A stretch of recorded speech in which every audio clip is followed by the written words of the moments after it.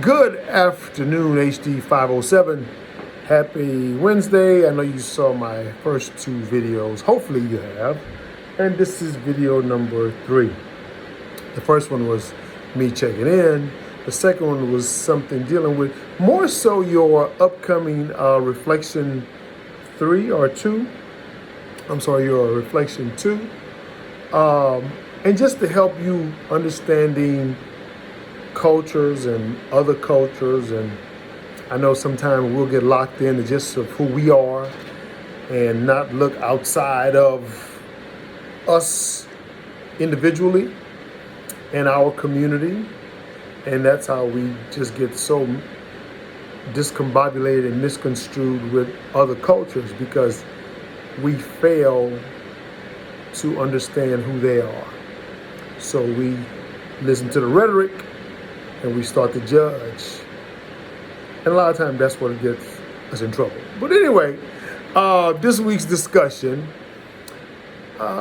separation and individuation can refer to the specific developmental challenges of adolescence and early childhood, as we know. The article Separation Individuation describes several factors in each stage. So what the discussion piece is about, choose one developmental challenge from early childhood within the article that you read, and one from adolescence. And after you have described both of those, describe your own experience navigating the stage or the experience of someone you observe. Meaning, when and you will hear me say this more than once, because this is theory-based, there's no wrong answer. So I had a few students email and say, hey, I don't understand. But you won't be giving me a wrong answer if you just give me what's here. You can remember your own childhood, things that you may have done and how you changed as an adolescent. I'll give a scenario. I've seen young men and young women not play sports, soccer, basketball, whatever, pee-wee football. And when they get older as children, and they hate it, when they get older, they start playing and they excel. Those are some developmental changes. Why it happens? You know, there are several factors that changes the mindset. I know for my own experience with my son, my middle son, all 3 of my sons played college athletics. They were all student athletes, played in high school. But my middle son didn't start playing until his freshman year in high school. Now, he was around it. I coached high school and college basketball for 25 years. But my middle son could shoot, could dribble, could do everything. Now, my youngest son ran track in college. But my middle son was a skateboarder. I spent many days at Kaiser with him. Would not pick up any type of ball. When he was little, I did put him in all the different sports to see what he liked. Didn't like anything, skateboarder. And when he was in high school as a freshman, they were playing and he was challenged because he was hanging out with the skateboarders. And he was challenged and he said, oh, I can play. They're like, no, you can't, you're a skateboarder. And he had to prove it. And from that point on, he played basketball, played junior varsity as a freshman and varsity sophomore, junior, senior year, and received a full-ride scholarship. But I watched that change, and I'll never forget when he called me and said, Dad, can we go to the mall so I can get a pair of basketball shoes? And I was like, excuse me, basketball shoes? Now, I was excited inside because all my other kids were heavily involved in sports, and he was a skateboarder. Nothing wrong with skateboarding. He was trying to, I guess, be a professional at some point. but just that developmental change, because he was challenged. He was developmentally challenged on something that he had grew up around, but had no interest. So I thought maybe it's just that button was never pushed. And when the button was pushed, he stepped up to the plate. So what the discussion question is asking, choose one developmental challenge from early childhood and one from adolescence. From the article you read.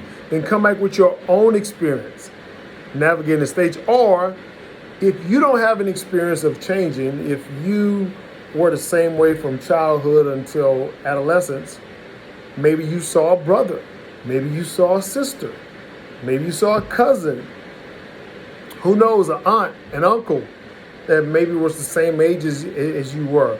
So that's what discussion 3 is about, is the article, read the article, describe the childhood and adolescence change in development and in your own experience, either yourself or someone else that you may have observed. Now, when we're looking at reflection number 2, and I did read your reflection 1, very interesting. Thanks for sharing. A lot of you really dug deep into it. I only have one gripe about some of your reflection papers, that it's supposed to be written in APA format, not just giving me a few paragraphs and being done with it. So on the first papers, I'm always very lenient. I really don't deduct for points or anything, but moving forward, it must be in APA format. It must have a title page, a running head. It must have a resource page, reference in the back. All that has to be separate. So as long as that's fine, you have no issues with me. But I'm a stickler for that, if nothing else. If you know you're not feeling well, if you can't make a deadline, please email me. I would love to be able to read minds. That's a thing I wish I could do, but I can't. So if I don't know, just say, hey, professor, I'm not feeling well. I didn't get my work in. You will get your extension granted. I believe in that. I want everybody to be successful, and I'm here to see that you are successful. I'm not here to split hairs and make sure that, I'm ruling with a big stick, because that's not my style. I'm here to help. I'm here to see you through and make sure that you succeed. Now, reflection number 3, the culture nature of developmental reading. 3 ways in which culture plays a role in human development. Identify your own personal cultural experience and how it impacted. Was it adaptive or maladaptive, and what behaviors were a result?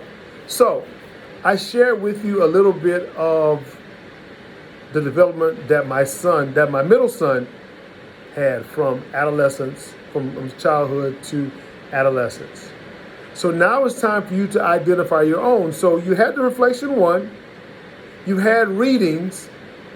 So if you can recall, and then maybe you have to go back to one of my first videos about your reflection paper, is that you're going to take pieces from each reflection paper as you go. So you can take some pieces from your reflection 1 paper along with the articles that you've read, and put that into the perspective of, okay, for reflection paper number 2. But what it's really asking is 3 ways in which culture plays a role in human development. That's an interesting topic. Everybody should have something totally different. Now, yes, we may look alike, we may live in the same neighborhoods, but our cultures could be totally different. When I lived in Houston many years ago, originally from Louisiana. So coming out of Louisiana, we had no Hispanic people. It was black and white. That's all it was. So me moving from Louisiana to, even in college, it wasn't many Hispanics. And if there were in Louisiana, we didn't associate because we just never saw them. It was, again, black and white. So when I moved to Houston, I was like, whoa, everywhere I turned around, it was Hispanic people. I had no idea of the culture. I was ignorant like everyone else, that every time they see a Hispanic person, the first thing out of their mouth is, oh, Mexico, Mexican.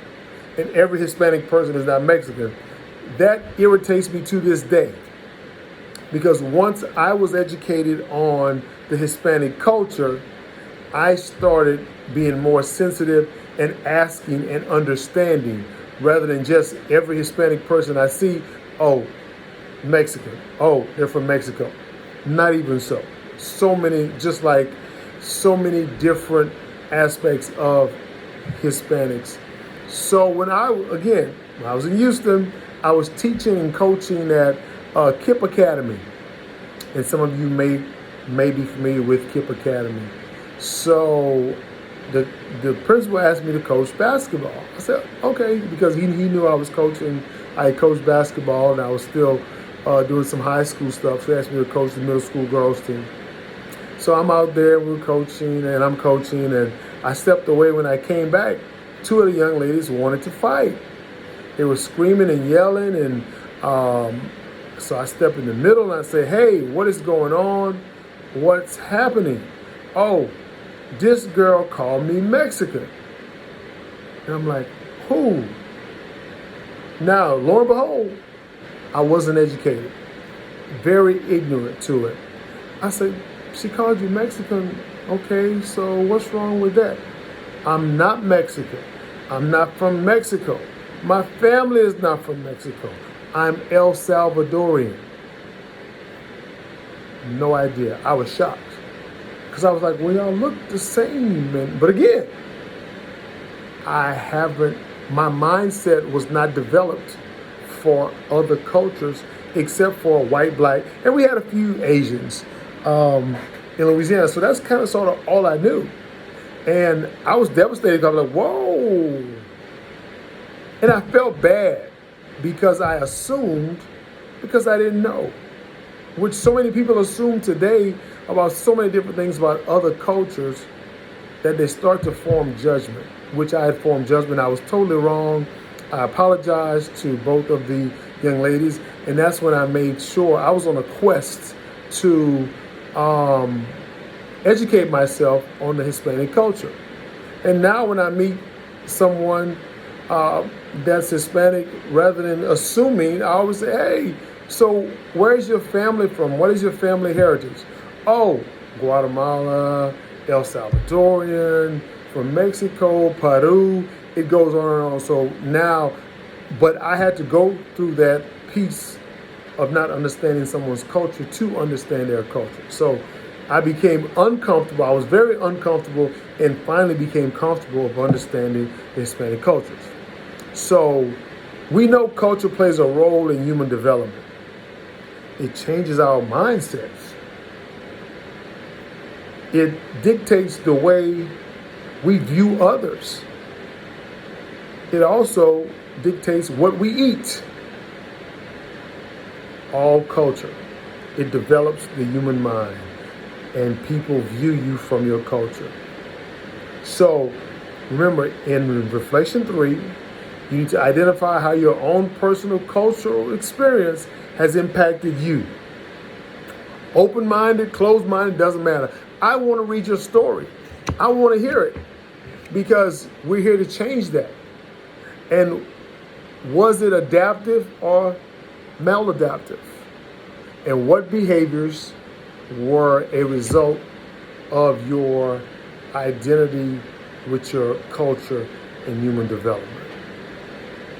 I hope this helps, settles the mind. If you have any more questions, please email me, text me, call me, and I'll be more than happy to answer. You can email me.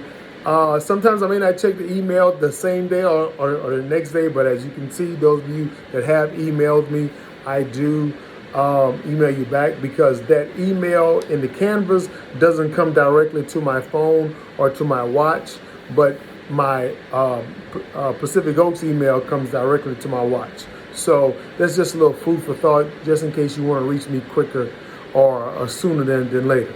But have a wonderful day. Whenever I find those videos, I will post them. So please listen to them, watch them, and they're very helpful. Have a wonderful day and talk to everyone soon. Bye-bye.